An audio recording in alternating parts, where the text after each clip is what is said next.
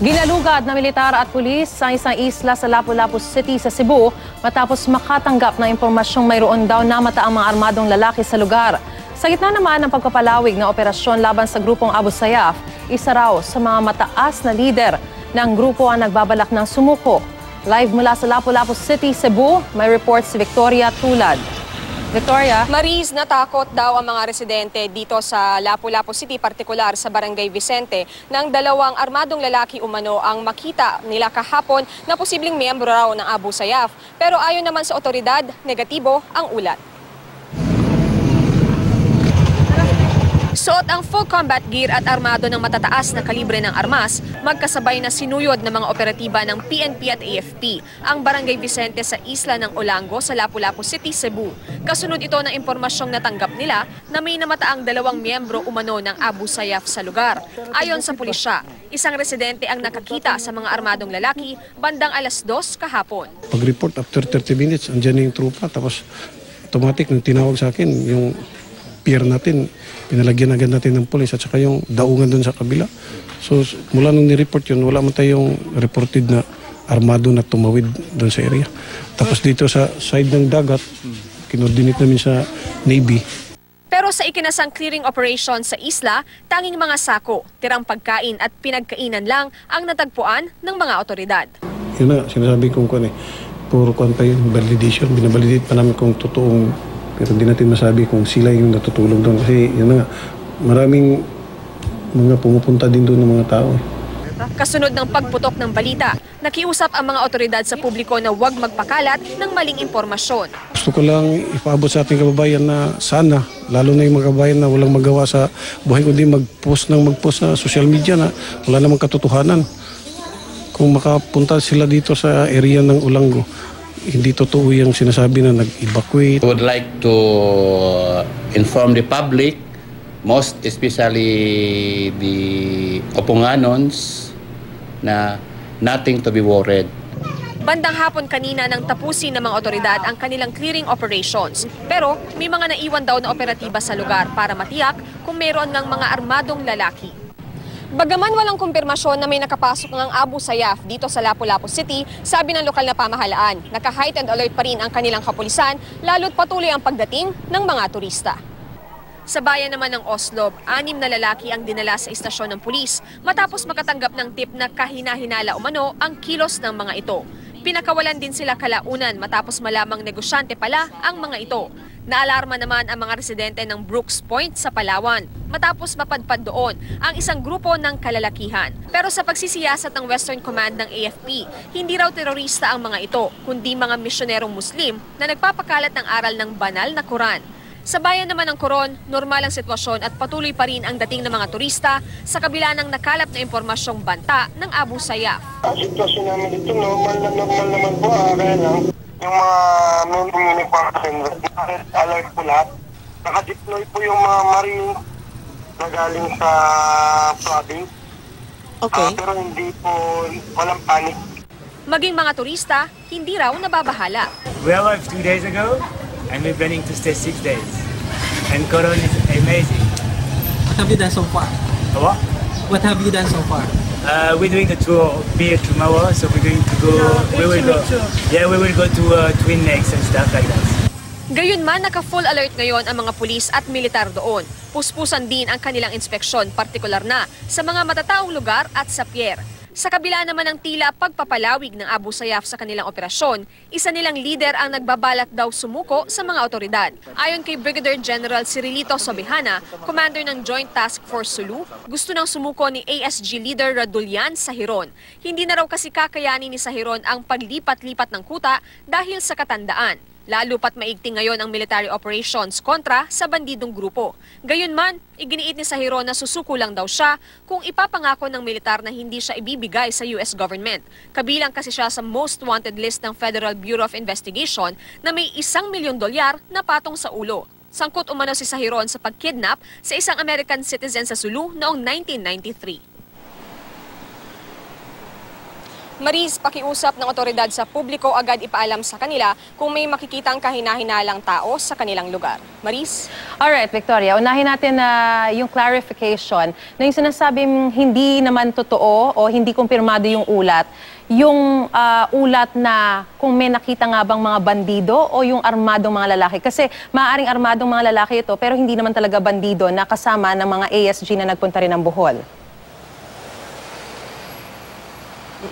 Both, Maris, yung sinasabi ng Chief PNP dito sa Lapu-Lapu City na hindi kumpirmado. Wala raw confirmed na nakitang armadong lalaki at wala rin confirmed na nakita na miyembro ng Abu Sayyaf. Ang sinasabi ng isang residente na nakakita daw doon sa armadong lalaki ay medyo may sugat daw yung isa sa dalawang lalaking iyon at nakita niya raw iyon noong pupunta siya sa may damuhan para mag-CR. Pero ang sabi nga naman itong Chief PNP dito sa Lapu-Lapu City ay wala naman daw silang nakuhang verification tungkol dyan at maging yung kung miyembro nga ba yan ng Abu Sayyaf ay wala naman daw silang makuha pang verification sa ngayon. Maris? Victoria, patuloy ba nilang iniimbestigahan o hinihingan ng impormasyon itong sinasabing residente na nakakita umano dun sa sugatang lalaking yun?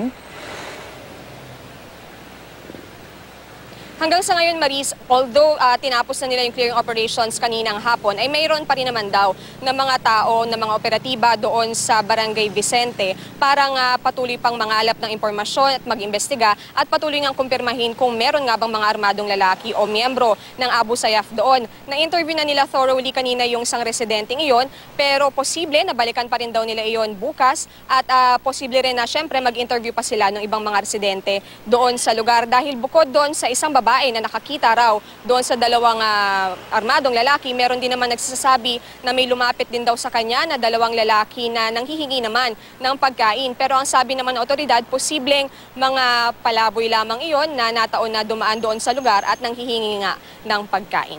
Maris? Kasi malaki, Victoria, yung difference ng halimbawa nanghihingi lang ng pagkain at palaboy dun sa fact na nakakita o namataan na armado, na merong mga armas na dala. Ang gusto kong malaman, binanggit na ba ng mga authorities kung bakit may mga ganitong klaseng impormasyon na kumakalat? Hindi lang dyan sa Cebu. Kahapon meron ding information at meron din daw nakarating na mga Abu Sayyaf di umano sa Palawan. Pero hindi rin naman confirmed yung mga reports na yon. Ito ay after nangyari yung pagdating ng mga ASG dun sa Bohol. Ngayon kumakalat, meron dyan sa Cebu, meron sa Palawan. These are tourist spots na talagang syempre nagkakos ng panic. Saan nanggagaling itong mga impormasyong ito, Victoria? Although convinced nga naman daw, Maris, yung isang residente doon sa kanyang nakita dahil hapon daw yon nangyari, hindi naman madilim at clear naman daw yung lugar kahit papaano. Pero dahil nga wala namang makuhang validation yung PNP ay ayaw din naman daw nilang mag-cause ng panic sa publiko. Kaya nga sinasabi nila ay hindi pa rin talaga tiyak kung meron nga bang mga armadong lalaki o miyembro ng rebeldeng grupo dito sa lugar. Ngayon, hindi naman din nila masisi yung mga residente kaya nga patuloy pa rin yung kanilang investigasyon at agad din naman silang rumeresponde doon sa mga lugar na may nakukuhang report at hindi nga lamang dito sa dito sa barangay na ito, although meron din sila mga nakuhang report daw na may mga kahina-hinalang tao na nakita sa ibang mga barangay dito sa Lapu-Lapu City, agad din daw nila yung chine-check. Ngayon kung saan nanggagaling yan, Maris, hindi makumpirma pa ng mga pulis kung totoo nga ba na makita o na nakita ng mga residente. Kaya hanggang sa ngayon ay hindi pa rin naman daw sila tumitigil sa pagkalap ng mga dagdag na impormasyon. Maris? Victoria, nais ko lang din malaman kung binabanggit, kasi sinasabi ng mga authorities, no, ng local officials na walang cause, walang dahilan para magpanik ang mga residente. Pero may capability ba talaga itong mga Abu Sayyaf na ito, itong mga bandido na ito, na makarating pa sa malalayong lugar? Like halimbawa yung Cebu, yung Palawan, yung ibang mga tourist spots after mangyari yung Bohol. Considering the fact na heightened alert or full alert even itong mga authorities natin, talagang nakabantay sila sa mga lugar na yon. Capable ba sila na talagang malusutan itong mga authorities na ito, Victoria? Hindi natin tiyak, Maris, yung mismong extent ng pagbabantay ng authorities. Pero kasi kung distance yung titingnan mo mula raw sa Inabanga, Bohol, papunta dito sa Barangay Vicente, dito sa may Lapu-Lapu City, ay ilang minuto lamang daw yung aabutin, maaaring hanggang 1 oras siguro maximum. Pero siguro nasa 30 minutes to 1 hour yung boat ride papunta dito sa Barangay Vicente. Kaya possible pa rin talaga na marating nila logistics, kung logistics-wise yung pag-uusapan. Pero yung kung kaya ba talaga nila makalusot sa authorities, hindi natin tiyak kung hanggang saan yung kanilang pagbabantay. Ang sinasabi naman ng PNP ay meron ding mga nagpapatrolya sa dagat para nga mabantayan itong mga rebelding grupo na ito. At patuloy din naman yung kanilang pagbabantay din, syempre doon sa mga checkpoints, sa paggagalugad sa iba't ibang mga lugar, lalo na kung meron silang mga natatanggap na impormasyon gaya nga dito sa Barangay Vicente. Huli na lang, Victoria, anong klaseng feelers or surrender feelers ang ipinadadala nitong si Radulan Sahiron para iparating sa mga authorities na talagang plano niya o balak niyang sumuko? Anong klaseng surrender feelers yung ipinagbibigay niya o pinagbibigay alam niya sa mga authorities natin para sabihin ng mga authorities na talagang planong sumuko nitong si Sahiron? Sa ngayon, Maris, limited lang din yung alam natin tungkol nga sa kanya. Kung hindi tayo nagkakamali, ang alam lang natin dyan ay medyo nahihirapan na raw siya talaga dahil sa katandaan na magpalipat-lipat ng lugar. Dahil nga patuloy yung pagtugis sa kanya, kaya nagpapadala na rin siya ng mga senyales na maaari na siyang sumuko. Pero sa ngayon ay hindi pa rin natin tiyak kung talagang seryoso siya sa feelers na yan. Maris? Maraming salamat. Ingat kayo dyan, Victoria Tulad.